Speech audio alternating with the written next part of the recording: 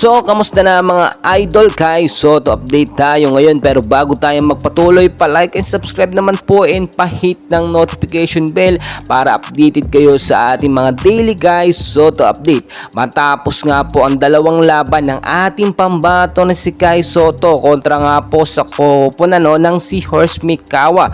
So far, nakakuha or na-meet ng ating pambato na si Kai Sotto ang ine-expect po sa kanya sa koponan ng Yokohama, especially ang head coach ng Yokohama.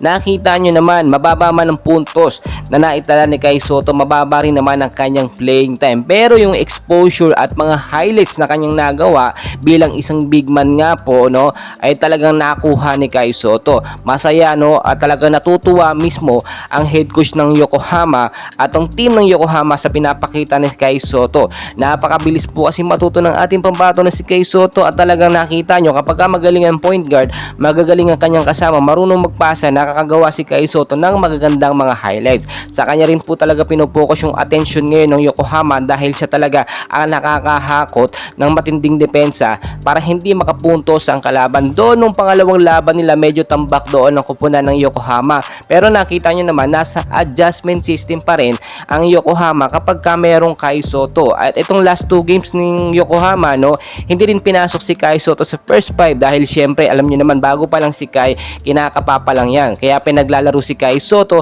sa second at sa second half ng game. Doon pa lang talaga siya nabibigyan ng playing time. Kahit mababa lang yung playing time niya, nasa 12 to 15 minutes pa lang. At ini-expect po natin, good news po ito mga kaibigan at mga supporters ni Kai Sotto. Sa next game po nila by January 6 and 7, 2024 kontra po sa kupunan ng Toyama Grouses, ay ini-expect po natin mas mabibigyan ng mahabang playing time itong ating pambato na si Kai Sotto. Biruin po ninyo, kakagaling lamang ni Kai Sotto sa injury. Matagal po siyang hindi nakapaglaro, pero yung performance na kanyang ipinakita sa huling mga naging laban niya ay parang isang araw lang siyang hindi naglaro.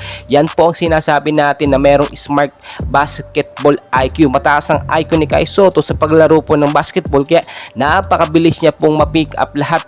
Ang kagandahan po kay Kai Sotto, mabilis turuan. Natutuwa pong head coach ng Yokohama dahil meron silang big man na kagaya ni Kai Sotto. Nakita nyo naman yung second game ng Yokohama kontra sa Seahorse, nagkaroon po ng maraming foul si Kai Sotto doon. Pero ang ginawa lamang ng coach ng Yokohama, pinagpahinga lamang si Kai Sotto ng ilang minuto at pagkatapos nun binigyan agad ng playing time. Ibig sabihin, na-appreciate po ng Yokohama ang performance nga po na naipa at na-appreciate nga po ng Yokohama ang magandang performance so far ng ating pambato na si Kai Sotto. At i-expect po natin, we are expecting nga po sa susunod na game nga po ng Yokohama kontra sa Toyama Grouses ay mas maganda at mas mataas na puntos na ang maitatala ng ating pambato na si Kai Sotto. Huwag kayong mainip, maaabot ni Kai Sotto ang dream niya na makapaglaro at makapasok sa NBA. Basta maghintay lang tayo ng perfect timing para kay Kai Sotto. And please don't forget to like and subscribe for more Kai Sotto updates. Maraming salamat po sa inyong lahat.